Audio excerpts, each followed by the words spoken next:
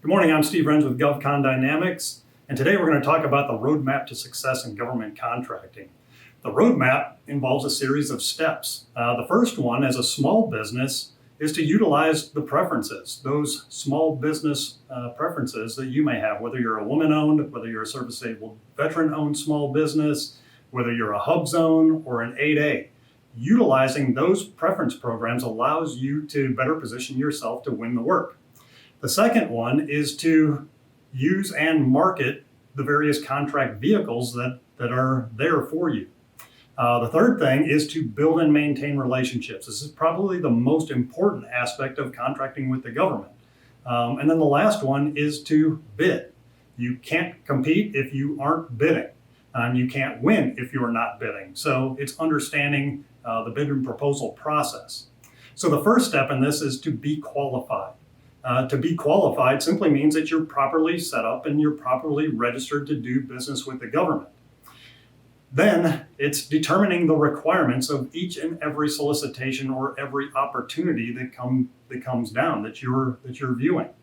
So we need to determine those requirements to determine whether or not we're capable of executing that contract should we be awarded, because this is the criteria that the government is going to be using in the evaluation process. So we need to make sure that we qualify that opportunity and qualify that bid to determine our likelihood of success before we even submit the bid. The second step is to identify those opportunities. How does the government solicit for different products and services? So we need to understand the different types of portals and websites that the government uses to market the different opportunities that they're seeking, whether it's for products or for services. It's also understanding how the government forecasts and how they budget and what types of products and services that they're going to be seeking, not only now, but in the future, and so that we can better position ourselves to win this work further on down the road for us. And then we need to market ourselves. And what we say is you either know the customer or you have no customer.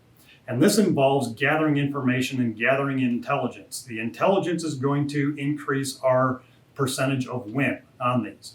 So getting to know the customer, getting to know their wants, their needs, and their desires.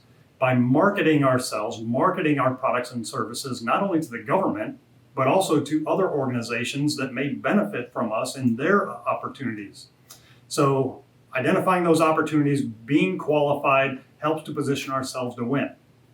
The other thing is the next step is to get on contract vehicles and utilize some of the different vehicles. And it's understanding the different types of bids and different types of contracts that the government uses to procure the various products and services.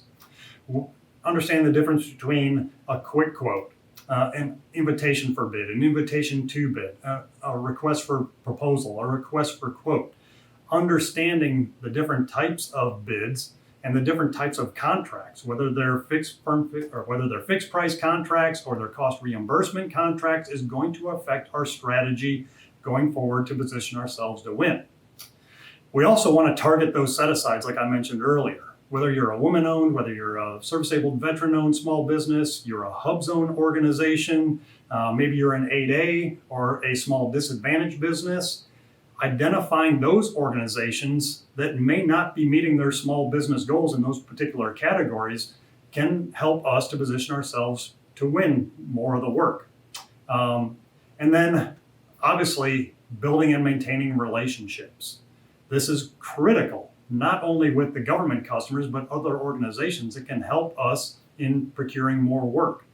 So networking, marketing, getting visible, getting known, building and maintaining those relationships are going to be crucial to our success. And then the last thing is obviously submitting bids and submitting proposals in the prescribed manner and in a timely fashion so that we submit those bids on time and in the prescribed manner that the government mandates. Without that, you can't win the work. So hopefully this helps you understand the roadmap to success in government contracting. Again, I'm Steve Renz with GovCon Dynamics. Thank you for your time.